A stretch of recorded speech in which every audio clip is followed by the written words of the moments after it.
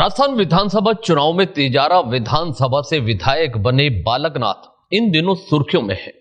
भाजपा केंद्रीय नेतृत्व ने उन्हें सांसद रहते विधानसभा चुनावों में उतारा।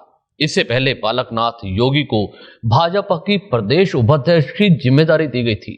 तभी से एहसास होने लगा था कि बालकनाथ को अब राजस्थान में होने वाले विधानसभा चुनाव में उतारा जाएगा।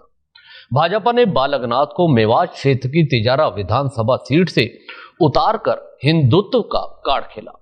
यहां बालकनाथ ने अपने आक्रामक अंदाज में बुलडोजर से प्रचार की शुरुआत की। तभी से बालकनाथ को भी छोटे योगी कहा जाने लगा। अब प्रदेश में भाजपा की सरकार बन रही है, जिसमें बालकनाथ को बड़ी जिम्मेदारी मिलने की भी संभावना है। चर्चा यह भी है कि उन्हें राजस्थान का मुख्यमंत्री भी बनाया जा सकता है। 39 साल के बालकनाथ योगी अस्थल बोहर मठ के महंत हैं। बाबा मस्तनाथ यूनिवर्सिटी के चांसलर हैं। 2019 के चुनाव में बालकनाथ अलवर से सांसद बने और अब तिजारा से विधायक बने हैं। जानते हैं बालकनाथ योगी का अब तक का सफरनामा।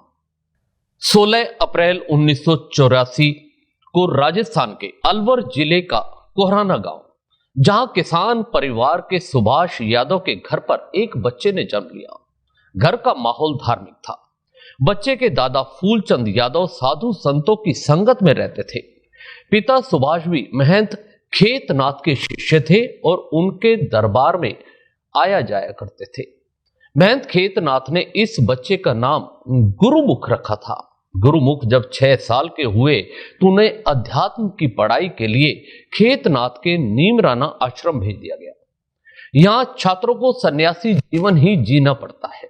तभी से गुरुमुख भी सन्यासी जीवन जीने लगे। दीक्षा देने के बाद गुरुमुख को महंत चांदनाथ के पास भेज दिया गया। नाथ संप्रदाय के चांदनाथ अस्थल बोहर में बाबा मस्तनाथ मठ के महंत थे। महंत चांदनाथ ने ही गुरुमुख को बालकनाथ नाम दिया था।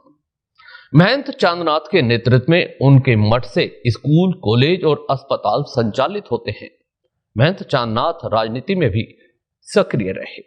पहले हम आपको स्वर्गीय महंत चांदनाथ जी के बारे में भी बताते हैं।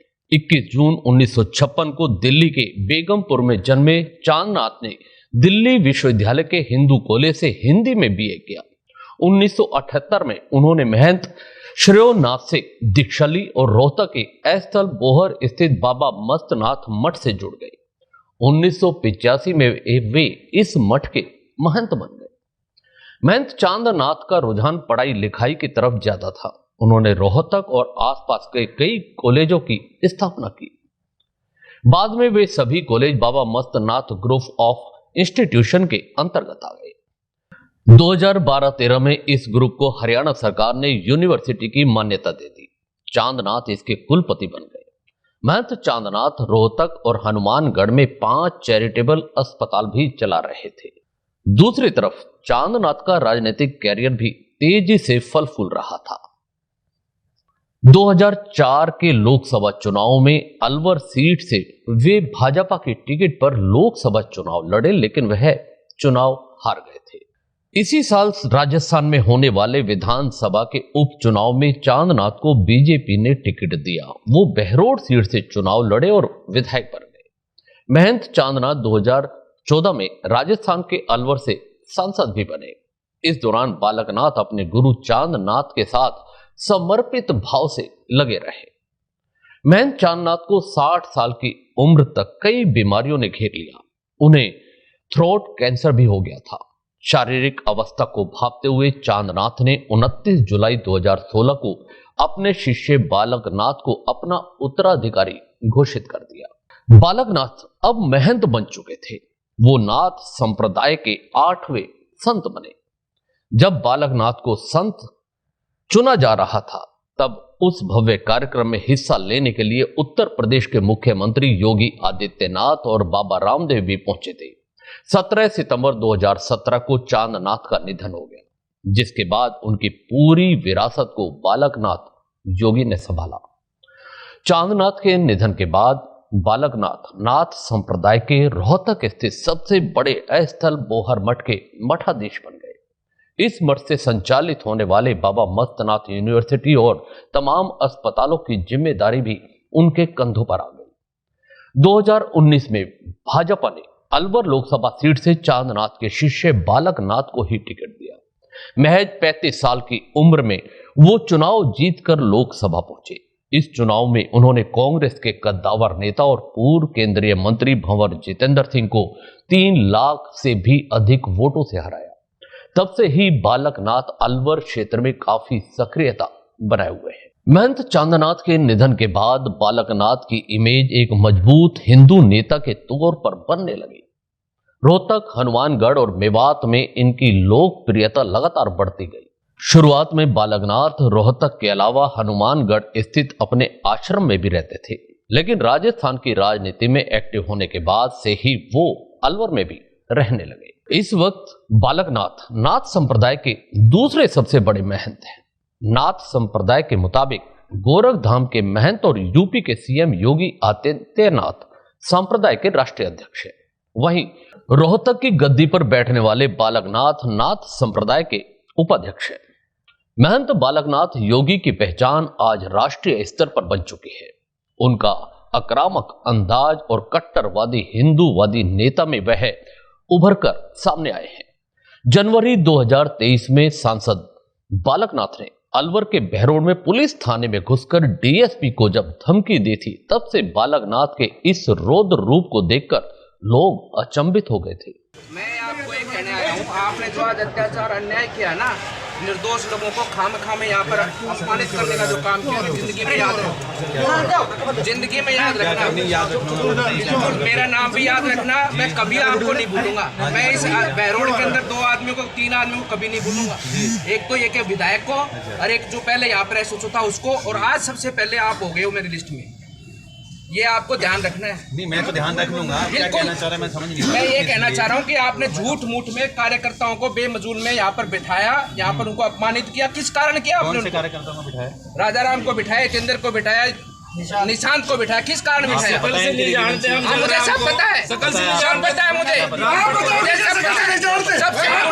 एक मिनट, सबसे बड़ा गुंडा पुलिस की वर्दी में आप हो यहाँ पर। मैं कह रहा हूँ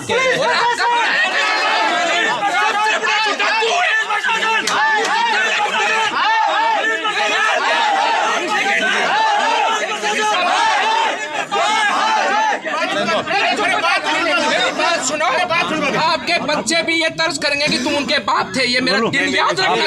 बात करने की मुझे साथ जरूरत नहीं है, ठीक है ना?